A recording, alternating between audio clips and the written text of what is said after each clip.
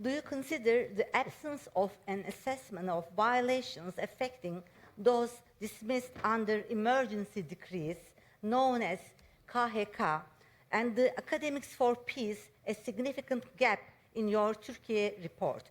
And will your office conduct a deeper investigation into these cases, which have impacted hundreds of thousands directly and millions indirectly for nearly a decade? Thank you. Thank you, and Amagan Kandan from... Could you, Sevilay, could you repeat the question? The Commissioner didn't understand. The question only. I'll be happy to repeat. Assessment of violations affecting those dismissed their jobs under emergency decrees and the Academics for Peace a significant gap in your Türkiye report? And will your office conduct a deeper investigation into these cases, which have impacted hundreds of thousands directly and millions indirectly for nearly a decade? Thank you. Thank you, and Amagan Kandan from Cyprus.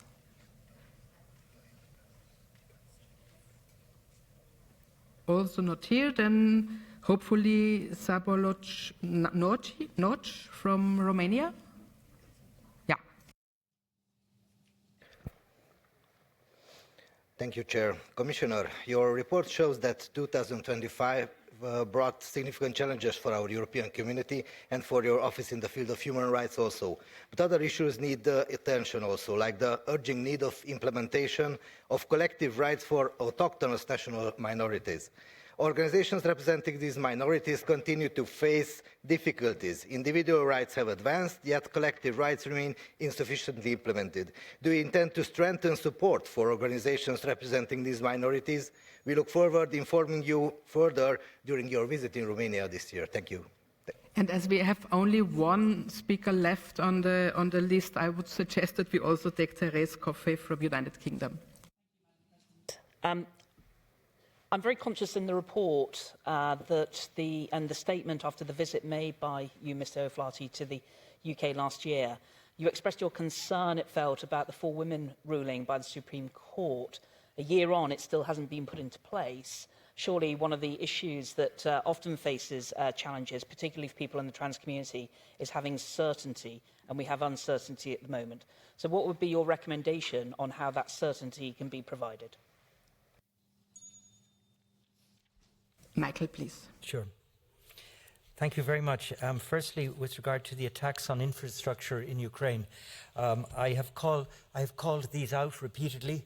After most of the incidents, I've taken to social media to express my outrage and my solidarity.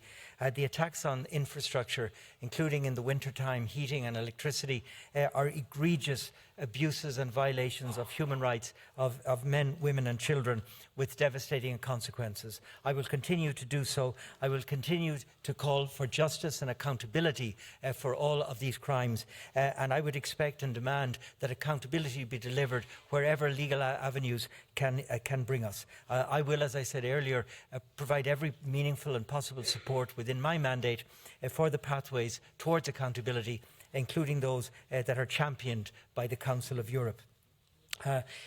Turning to Ms. Çelenk regarding dismissals and academics dismissed from positions, thank you very much for raising the matter. I will take it into consideration. I'm engaging with Türkiye across multiple areas, and you have flagged to me an issue, and I will look at it. Turning to Mr. Nagy, I think my answer is pretty much the same, sir, as that on an earlier question with regard to national minorities. I will, of course, stand up for the human rights of everybody, including the human rights of members of national minorities. You have my assurance. I will do it on the basis of the rights as outlined in the Framework Convention on National Minorities. And when I visit your country, I very much look forward to engaging with you in the context of sitting down with your country's PACE delegation, which is my standard practice on almost all of my visits. Thank you. Thank you very much. Oh, sorry. I beg your pardon. I wasn't trying to avoid it. Thank you for the question. As you know, Baroness Coffey, I've been following very closely the situation since the Supreme Court judgment, which is what it is, but created a lacuna in terms of equal protection for members of the trans communities. I have engaged on it during my visit with the government. I have sat down with ministers on the topic. I have written to the authorities. I have published much of my correspondence. I've engaged with the National Human Rights Institution, always to the same end, that the Goodwin case, that the logic of the Goodwin case be applied in terms of new regulation in your country. The Goodwin case, a UK case at the European Court of Human Rights, established the entitlement to equal respect and dignity of members of the trans community as to anybody else. And I now expect your government to put forward a regulatory framework which will deliver on that binding judgment of the court. And I will continue to press on the matter. Commissioner?